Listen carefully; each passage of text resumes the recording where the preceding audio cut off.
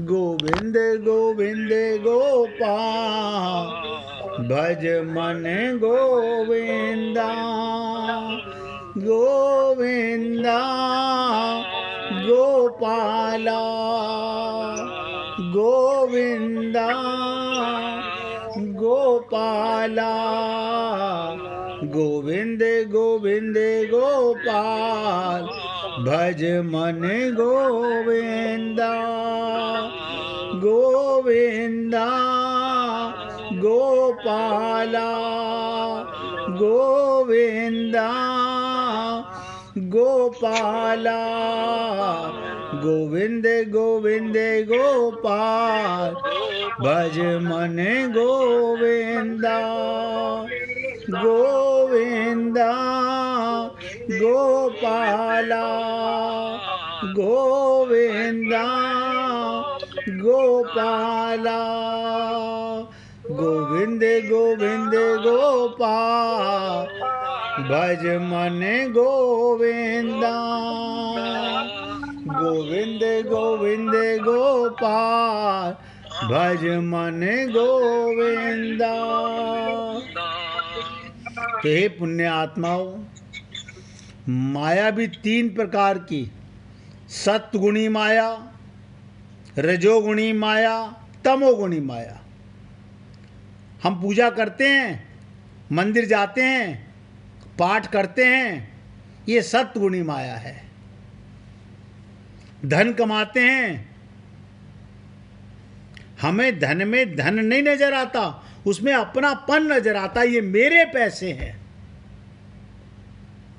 ये मेरापन कहां से आ गया उसमें। तमोगुणी माया, ये सब बातें धीरे धीरे समझ में आती हैं। इसको समझने के लिए बहुत गहरी एकाग्रता और शरणागति की जरूरत पड़ती है। अब 32वें श्लोक की चर्चा करने जा रहे हैं। अगर किसी के मन में 31वें श्लोक में कोई शंका हो तो पूछ सकते हैं भाई।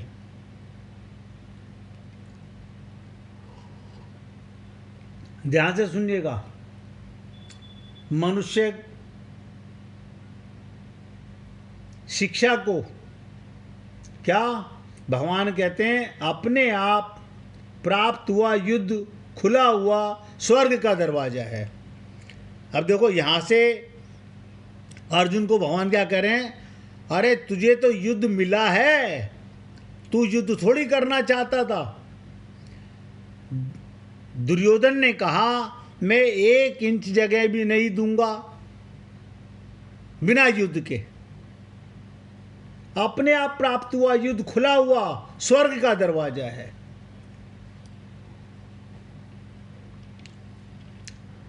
जो व्यक्ति अपने को शरीर मानेगा वो चाहेगा मैं स्वर्ग जाऊं।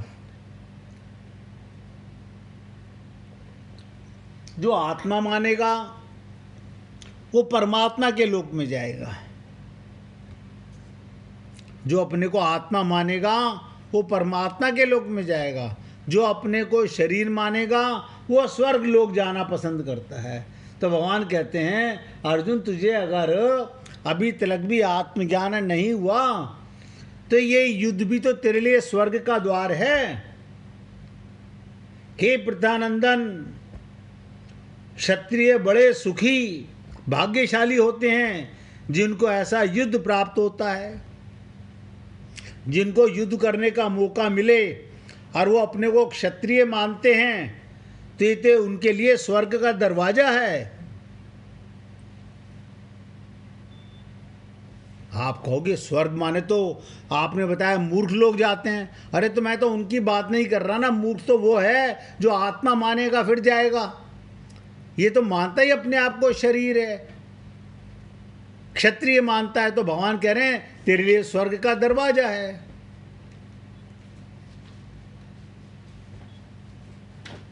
और अर्जुन को इतना ज्ञान है, उसी के मुख से कहलवाएंगे भगवान कि केशव इतना तो मुझे ज्ञान है कि मूर्ख लोग जाते हैं स्वर्ग। तो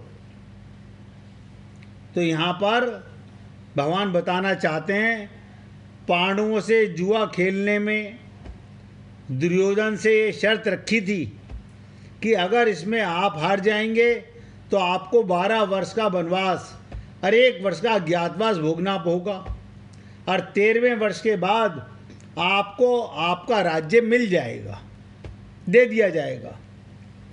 परंतु अज्ञातवास में, जब अज्ञातवास था 1 साल का, अगर हम लोग आप लोगों को खोज लेंगे तो आप लोगों को द्वारा 12 वर्ष का वनवास भोगना पड़ेगा। अब जुए में हार जाने पर शर्त के अनुसार पांडवों ने 12 वर्ष का वनवास और 1 वर्ष का अज्ञातवास भोग लिया। उसके बाद जब पांडवों ने अपना राज्य मांगा, तब दुर्योधन ने कहा, मैं बिना युद्ध किए सुई की नोक जितनी जमीन भी नहीं दूंगा। तो भगवान यहाँ बताना चाहते हैं, दुर्योधन के ऐसा कहने पर भी पांडवों की ओर से बार बार संधि का प्रस्ताव किया गया, पर दुर्योधन ने पांडवों से संधि स्वीकार ही नहीं की। भगवान श्री कृष्ण भी गए, कह रहे 5 गांव दे दो, बोले ना, युद्ध करके ले लें। क्यों? वो जानता था कि ये 5 ही तो हैं, मैं नहीं दूंगा। इसलिए भगवान अर्जुन से कहते हैं, ये युद्ध तुम लोगों के लिए अपने आप प्राप्त हुआ है, अपने आप प्राप्त हुआ। धर्म में, युद्ध में जो क्षत्रिय शूरवीरता से लड़ते हुए मर जाता है, कौन?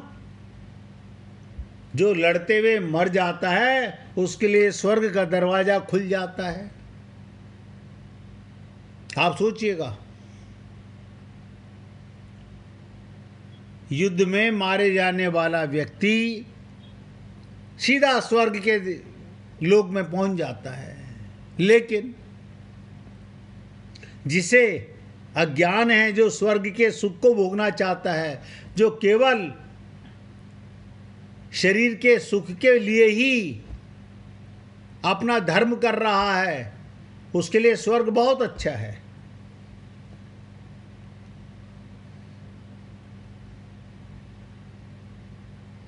ऐसा धर्म में युद्ध जिनको प्राप्त हुआ है, वो क्षत्रिय बड़े ही सुखी हैं। यहाँ सुखी कहने का तात्पर्य, यहाँ पर क्यों कहा भगवान ने सुखी कहने का तात्पर्य, अपने कर्तव्य का पालन करने में जो सुख है, वो सुख सांसारिक भोगों को भोगने में नहीं है। तू क्षत्रिय है तो तेरा धर्म है युद्ध करना।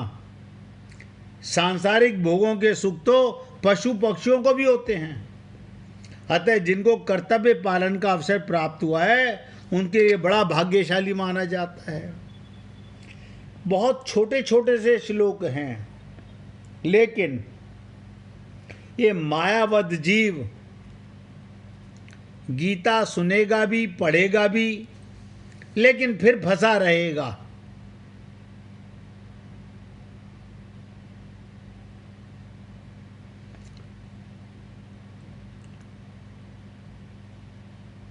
तो जब अंतरिक्ष ने राजा निमि को माया का प्रभाव बताया, तो विदेह राज,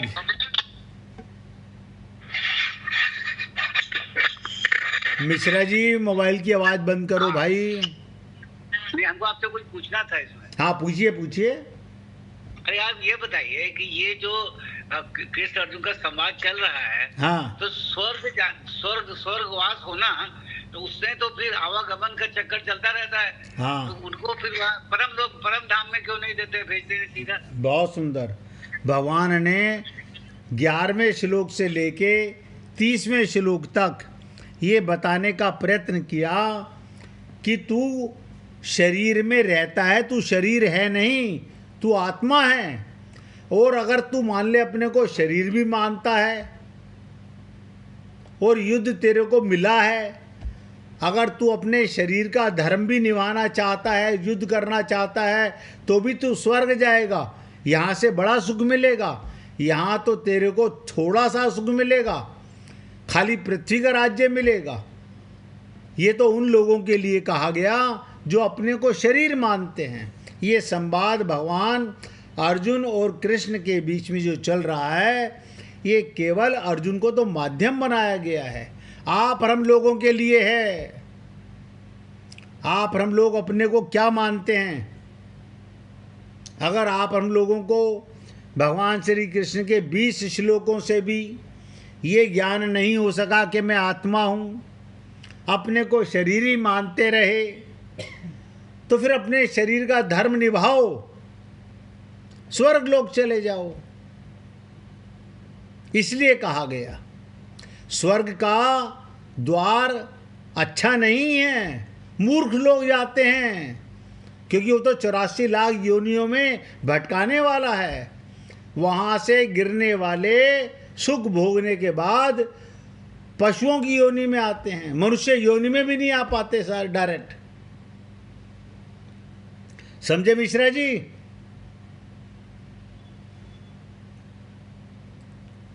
अगर नहीं समझ में आया है तो फिर पूछिएगा भैया। तो भगवान कहते हैं तू क्षत्रिय है, ऐसा धर्म युद्ध जिनको प्राप्त हुआ वो बड़े सुखी होते हैं। यहाँ सुखी कहने का तात्पर्य अपने कर्तव्य का पालन करने में जो सुख है। अब आप बताओ, 2 कर्म हैं। अगर आपको आत्मा का ज्ञान है तो आपका कर्म भगवान के निमित्त है, कल्याण का मार्ग है। और अगर आपको शरीर का ज्ञान है, जाति का ज्ञान है, धर्म का ज्ञान है, तो ये संसार का सुख मिलेगा, स्वर्ग का सुख मिलेगा। और भगवान कहना चाहते हैं सांसारिक सुखों को भोग तो पशु पक्षियों को भी मिलते हैं। जिनको कर्तव्य पालन का अवसर प्राप्त हुआ है वो बड़े भाग्यशाली माने जाते हैं। आप हम लोग बहुत भाग्यशाली हैं। क्यों? आप हम लोगों को ये मनुष्य शरीर मिला है। कर्तव्य पालन करने का और सबसे बड़ी चीज, इस देह में हमें हरि का ज्ञान होता है। तो मैं आपको जो माया के सुना रहा था कथा, तो जब राजा निमि ने, विधेय राज निमि ने ये प्रश्न किया था माया के लक्षणों को बता करके, तो 9 योगेश्वरों में तीसरे जो योगीश्वर थे अंतरिक्ष, उन्होंने कहा बताओ तुम और क्या जानना चाहते हो। निमि राजा थे। 9 योगेश्वरों ने पूछा, जैसे गुरु पूछता है और बहुत पूछो, क्या पूछना चाहते हो। तब विधेय राज निमि ने बड़ा स्वाभाविक प्रश्न पूछा, बड़ा स्वाभाविक लक्षण पूछा। क्या पूछा? भगवान, इस माया को पार करने का उपाय क्या है? अब देखिएगा, आप और हम सब लोग इस माया में पूरी तरह फंसे हुए हैं, पूरी तरह से। और अब मैं जो आपको बताने जा रहा हूं वो बात 9 योगेश्वर ने पूछी है। इस माया को पार करने का उपाय क्या है? ये श्रीमद् भागवत महापुराण में संवाद आता है। भगवान, माया को पार करना बहुत कठिन। जिन्होंने अपने आप पर कभी संयम नहीं रखा, संयम अनुशासन में नहीं रखा, ऐसे अज्ञानी लोगों के लिए माया से पार होना दुस्तर, बहुत मुश्किल है। गीता जी में भी भगवान ने कहा कि देवी ईशा गुणमयी मम माया दुरत्या मामेप ये प्रपद्यन्ते माया मेताम तरन्ति ते। भगवान श्री कृष्ण कहते हैं मेरी माया को पार करना बड़ा कठिन, लेकिन जो मेरी शरण में आता है वो बड़ी सरलता से पार कर जाता है। क्या कहा? जो मेरी शरण में आता है वो बड़ी सरलता से पार कर जाता है। जैसे मछली पकड़ने वाला, ध्यान से सुनो, जैसे मछली पकड़ने वाला जब जाल फैलाकर मछली पकड़ने के लिए नदी में खड़ा होता है, तब जो मछली उसके पैर के पास रहती है या पैर के पास पहुंच जाती है, वो जाल में नहीं फंसती। ऐसे ही भगवान कहते हैं, जो मेरी चरण शरण आ जाता है, गुरु की चरण शरण चला जाता है, वो माया में नहीं फंसता। इसी को गीता की भाषा में मामेव ये प्रपद्यन्ते कहा गया कि पैर के ऊपरी भाग को प्रपद कहते हैं। प्रपद्यन्ते तो उसके पास रहते हैं, माने जो सदा अपने गुरु के चरणों की शरण में और भगवान की शरण में आ जाते हैं, उन पर माया का कोई प्रभाव नहीं पड़ता।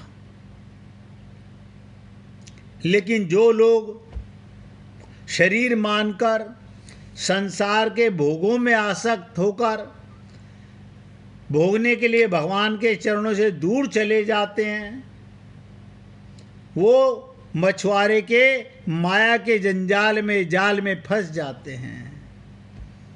कहना यही कि भगवान के चरणों को मत छोड़ो, गुरु के चरणों को मत छोड़ो। इसलिए जो कहते हैं, जाऊं कहाँ तजी चरण तिहारे, आपके चरणों को छोड़कर हे प्रभु अब हम कहाँ जाएं, क्योंकि जहाँ जाते हैं वहीं फंस जाते हैं। सीधी सी बात यही कही गई। राजा निमि कहते हैं, अब कृपा करके आप ये बताइए, जिनकी बुद्धि प्रखर ना हो, अर्थात जो स्थूल बुद्धि वाले हों, जो अपने को शरीरी मानते हों, वो माया को किस प्रकार पार कर सकते हैं? समझ रहे हैं? बहुत लंबी चर्चा है, धीरे धीरे बताऊंगा। अब चौथे भैया उसका जवाब देंगे। आम व्यक्ति कैसे इस माया से बाहर पार जा सकता है, उसके लिए आप कल तक का इंतजार कीजिए। कल उसकी चर्चा करेंगे कि आम व्यक्ति जो अपने को शरीर मानता है, वो भी चाहता है मैं पार हो जाऊं, तो कैसे पार होगा वो? अब आप समझ लीजिएगा। छोटा सा एग्जाम्पल मछुआरे का मछली के माध्यम से दिया गया। जाल डालता है तो अपने पैर को उसमें नहीं फंसाता मछुआरा, पैर से अलग जाल डालता है। और जो मछली मछुआरे के चरणों के पास पहुंच जाती है, वो जाल में नहीं फंसती। यही भगवान बताना चाहते हैं। जो गुरु की या भगवान की चरण शरण चला जाता है, वो फिर माया के जंजाल में नहीं फंसता है। इसलिए पुण्य आत्माओं, ये 2 श्लोकों पर चर्चा आज की गई, 31वें और 32वें श्लोक पर। 38वें श्लोक तक यही चर्चा चलेगी। हर श्लोक में नई नई बात आपके सामने आएगी। आज मिश्रा जी ने पूछा, अच्छा लगा। पूछोगे तो ही ज्ञान होगा, बिना पूछे अज्ञान नहीं मरेगा। अपने आप से सोच लो कि हमें समझ आ गया, पूछना चाहिए। अभी आप सब लोगों के सामने मिश्रा जी ने पूछा कि स्वर्ग लोक तो मूर्खता का वास होता है, और ये भगवान उसको क्यों बता रहे हैं? वो कह रहे हैं, अगर तू क्षत्रिय धर्म को निभाना चाहता है, शरीर के धर्म को निभाना चाहता है, तो भी स्वर्ग मिलेगा। अगर मृत्यु हो गई तो, और अगर विजय हो गई तो पृथ्वी का राज्य मिलेगा। और जो तू कर्म कर रहा है, पीठ दिखा के हथियार डाल रहा है, इससे नरक मिलेगा। इसलिए पुण्य आत्माओं, मैं आज अपने शब्दों को यहाँ विराम दे रहा हूँ।